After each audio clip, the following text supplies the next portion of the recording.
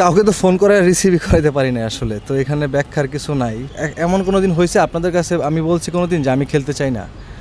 অবশ্যই অভিনন্দন জানাই এবং তার প্রতি আশা থাকবে সেটাই যে আমাদের যেন ডোমেস্টিক ক্রিকেটটা ঠিকঠাক মতো সব কিছু চলে। না, সেটা তো অনেক দিন হয়ে গেছে আসলে।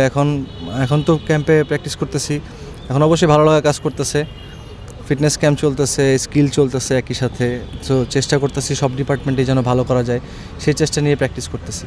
আপনি ডোমেস্টিক ক্রিকেট সবসময় টপ পারফর্মার, সেই জায়গাতে যখন বিপিএল খেলতে পারেন না, ওই সময়টা আসলে কতটা কঠিন ছিল আপনার জন্য? না, কঠিন তো অবশ্যই ছিল, তো সেটা ওভারকাম করে আসা ক্রিকেট খেলা অবশ্যই ইজি ছিল না। তো যখন বিসিএলটা খুব ভালোভাবে শেষ করতে পারছি আলহামদুলিল্লাহ, তো সেটা থেকে তো আবার একটা কনফিডেন্স চলে আসছে। যখন টিভিতে দেখতেন বিপিএল, খারাপ লাগতো কিনা আসলে? ময়মনসিংহ প্রিমিয়ার লিগ খেলছেন, আমি যেটা বলছিলাম আপনি সব ঘরোয়া ক্রিকেট সবসময় টপ পারফর্মার, ওই জায়গাতে খারাপ লাগতো কিনা? না, আসলে আমি খেলা দেখার সবসময় চেষ্টা করি, যারাই খেলুক না কেন। এখানে যারা খেলতে সবাই আমাদের সাথে একসাথেই খেলেছি, মানে কিছু ইয়াং ক্রিকেটার্স আছে এখানে, কিছু সিনিয়র ক্রিকেটার আছে, কিছু ফ্রেন্ডস আছে, সবাই খেলে, সবার খেলা দেখারই চেষ্টা করি। সো মানে ওই জায়গা থেকে তো ওই ইচ্ছাটা সবসময় থাকে যে নিজেও খেলি। সো ওই সময়টাতে ময়মনসিংহে প্রিমিয়ার ডিভিশন খেলেছি, প্র্যাকটিস করার চেষ্টা করেছি, তো এইভাবেই সময় কাটানোর চেষ্টা করেছি আর কি। মানে আগের বোর্ড ছিল, আপনাকে বাদ দেওয়া হয়েছিল বা আপনাকে রাখা হয়নি বিপিএলে, কোনো ব্যাখ্যা কি পেয়েছিলেন কিনা? যেহেতু আপনি এখন আবার জাতীয় দলের ক্যাম্প, ওই বোর্ড থাকাকালীনই ছিলেন, কোনো ব্যাখ্যা কি আপনাকে দেওয়া হয়েছিল?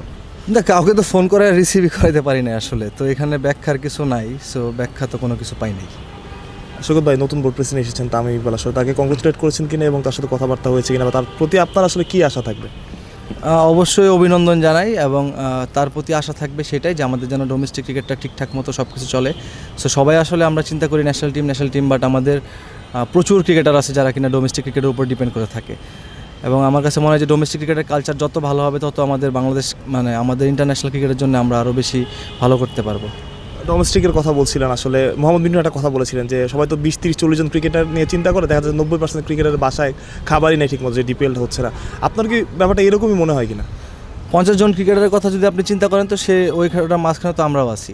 সো এর বাইরেও তো ক্রিকেটার আছে। আজকে দেখেন, আপনি যদি খালি নিজের চিন্তা করেন তাহলে হবে না, এখানে আপনার পুরো ইন্টায়ার ক্রিকেট নিয়ে চিন্তা করতে হবে। যারা স্ট্রাগল করে ক্রিকেট খেলতেছে আসলে এদের জন্য খুবই ডিফিকাল্ট হয়ে যায় যদি কিনা কোনো ডোমেস্টিক ক্রিকেট না হয়। সো এইটা আমার কাছে মনে হয় যে যত তাড়াতাড়ি সম্ভব যদি ঢাকা লিগগুলো স্টার্ট করা যায় এবং একই সাথে সেই প্লেয়ারদেরগুলো মাঠে ফেরানো যায়।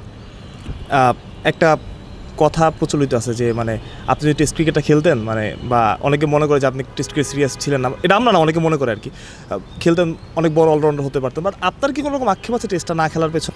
আপনাদের সাথে তো আমার মানে এটা এমন না যে প্রথম কোনো ইন্টারভিউ। সো এমন কোনো দিন হয়েছে আপনাদের কাছে আমি বলছি কোনো দিন যে আমি খেলতে চাই না? আমার কাছে মনে হয় না সেটা আমি কোনো দিনও বলেছি। আসলে আমি সবসময় চেষ্টা করেছি যেই ফর্মেটে খেলার, ভালো খেলার চেষ্টা করেছি। এখন অনেক সময় ভালো হয়েছে, অনেক সময় হয়নি। সো সেই জায়গা থেকে আক্ষেপ তো অবশ্যই আছে যে আমার ভালো খেলতে না পারার আক্ষেপ আছে, বাট আসলে খেলতে চাই না এই কথা আমি কখনো কোনো জায়গায় বলিনি।